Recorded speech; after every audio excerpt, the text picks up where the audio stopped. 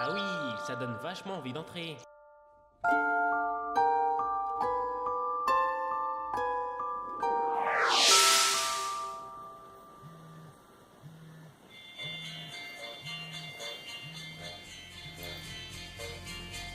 They say we're young and we don't know. We won't find out until we grow.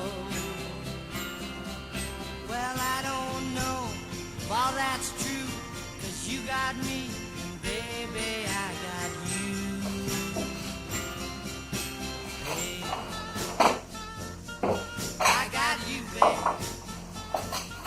I got you, babe. They say our love won't pay the rent, for it's earned, our money's all been spent. I guess that's so we don't have a plot, but at least I'm sure of all the things we got. Babe, I got you, babe. I got you, babe.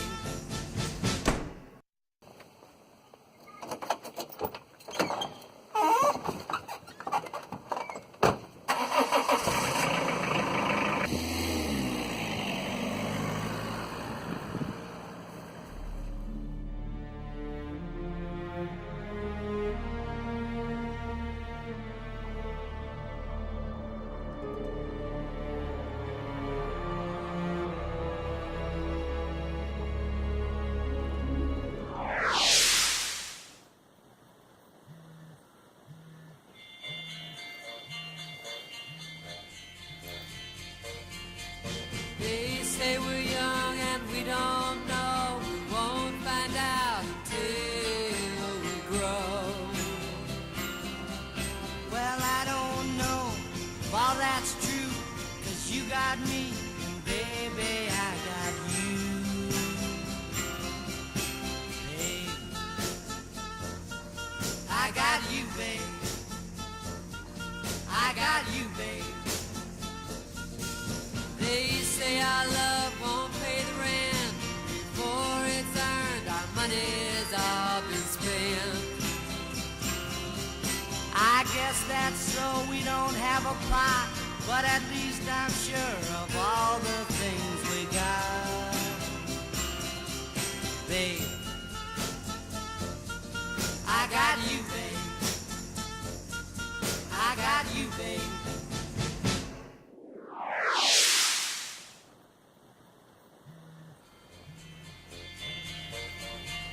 They say we're young and we don't know. We won't find out until we grow. Well, I don't know if all that's true, 'cause you got me, and baby, I got you. Babe, I got you, babe. I got you, babe. They say our love won't pay the rent, for it's earned, our money's all been spent.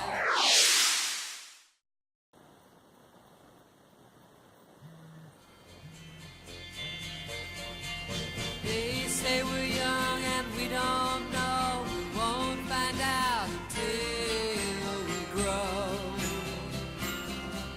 Well, I don't know if all that's true, 'cause you got me, and baby, I got you. Babe, I got you, babe. Combien de fois ai-je vécu cela? Vous tenez vraiment à le savoir? Suis-je bloqué dans le temps? Ça se voit pas? Mais je vais mourir dans le longtemps alors. C'est quand même de votre faute si nous sommes là. Qu'est-ce qui te fait rire, toi? Je sais comment en sortir. Ne vous en faites pas. Je m'occupe de tout. On est fichu.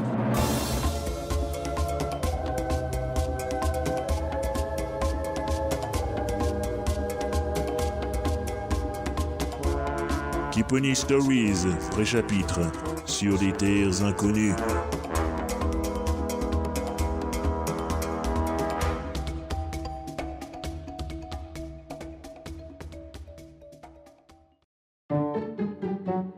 Salut les bouseux, comment ça va depuis les aventures inexpérimentées? Mal j'espère. Vous n'avez jamais de remords? Jamais. Ne vous en faites pas, la saga que je vais vous présenter aujourd'hui est cool. Connaissez-vous le fameux monde de Picconi? Non, Kipponi. Oui, Kipponi Stories. Ouh. C'est une saga MP3 de type fantastique, qui est fantastique. Je la range dans la 4ème boîte.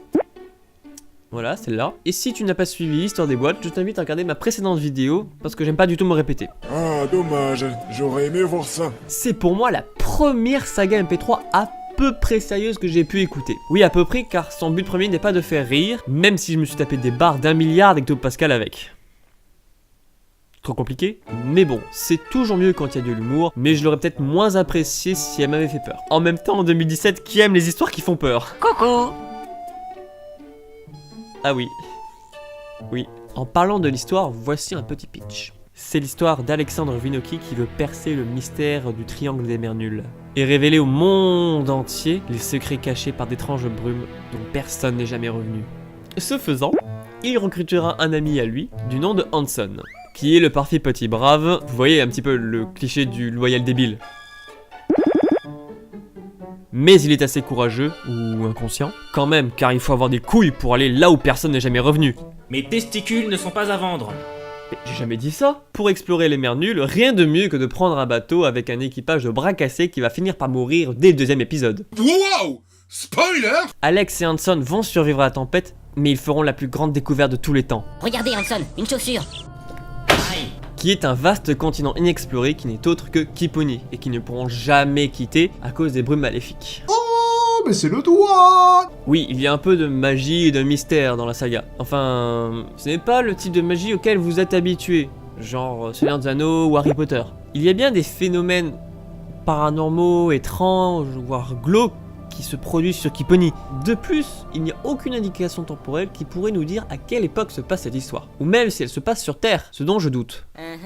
Et cela est très intelligent de la part de l'auteur, car c'est ainsi qu'il peut mettre dans une même saga un bateau, une épée, un clairon, un miroir de téléportation et un portail temporel. Camoulox! Une grande partie de l'intrigue tourne autour de ce portail temporel, car les personnages seront coincés dans une boucle qui leur fera revivre la même fucking journée. Mais Hanson va vous expliquer mieux que moi comment cela fonctionne.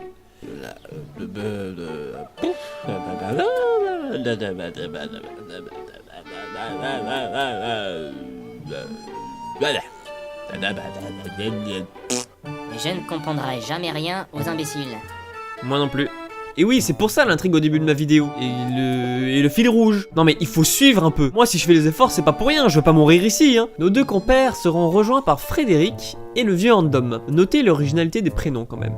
À eux 4, ce groupe essayera de rétablir la temporalité du pays et essayera de mieux comprendre une prophétie concernant Alex et le destin de la semi-république de Kipponi. Bon, en gros, Alex a du potentiel, mais il faut pas qu'il fasse de la merde, sinon tout le monde va dérouiller. Eh bien moi je vous le dis tout de suite, hein, on est mal barré. Et c'est toi qui dis ça, connard. Cette saga possède un narrateur, et pour moi c'était le premier à parler avec les personnages de l'histoire. Dans The Lord of the Ringard, les narrateurs racontent l'histoire et évoluent un petit peu dans leur petit monde. Tandis que dans Kipponi Stories, le narrateur discute avec les personnages, et c'est franchement cool, hein. Il n'a pas de grandes influences sur les événements, vu que c'est un narrateur, mais le concept est très intéressant. Concernant l'auteur Ink of Sound, ou Inky pour les intimes, il a un truc particulier avec les meringues. Au fait, Kipponi Stories, tu es le prochain. As-tu une adresse postale pour t'envoyer des meringues toastées afin de te soudoyer? Je prendrai plutôt des meringues, si ça ne te dérange pas. Ce petit gars maîtrise parfaitement le mixage audio. Dans les sagas MP3 que je vous ai présentées, les personnages parlent un peu plus d'un côté d'écouteur que de l'autre. C'est léger, mais ça fait le café. Car ainsi, les personnages sont associés à des zones d'écoute et de votre espace mental. Oui, je sais, je passe pour un con en vous disant cela.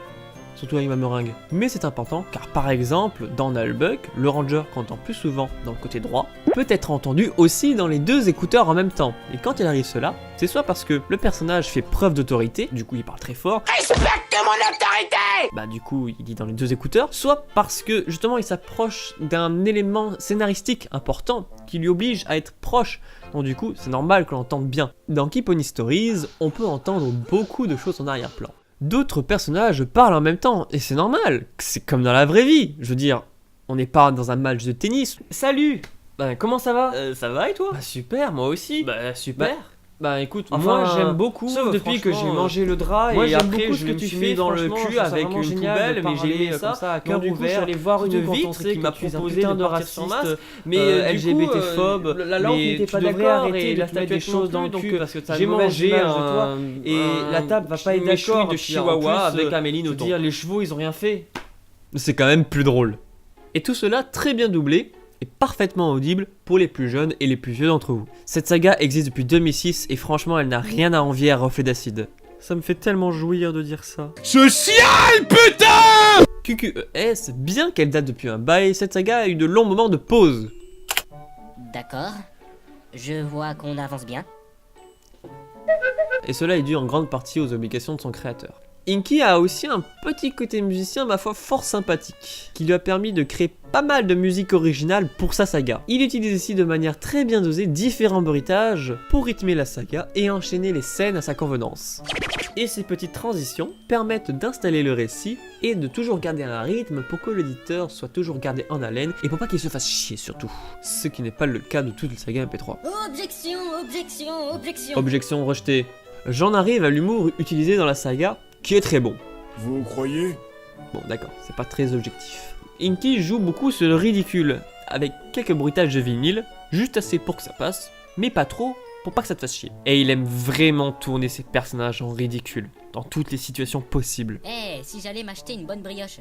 Ajoutez à cela un petit comique de répétition, et voilà, vous avez une des meilleures sagas MP3 de la saga Sphère. Sachez que pendant très longtemps, cette saga n'a pas eu d'épisode, reléguant cette saga dans un cercle très fermé et très mal vu, des sagas MP3 suspendues ou annulées. Mais tout récemment, ce tweet date du 28 octobre 2017. L'auteur a donné des nouvelles pour nous dire qu'il est toujours vivant, et c'est cool de nous tenir au courant. Et du coup, la saga va reprendre séant. Enfin! On sait pas exactement, mais elle est censée reprendre. Voilà, c'est la fin de ce 6ème Sagaphonix. Quoi? Déjà? Et oui, déjà, je vous invite donc à écouter cette superbe saga MP3. Non merci, j'ai assez raisonné pour aujourd'hui. C'était MacOSX. Bisous. Coucou. Bienvenue dans la réalité. Où suis-je? Vous avez bien dormi? Ouais, si on veut. Regardez là-bas. Quoi? Oh mon dieu! Un générique sauvage apparaît!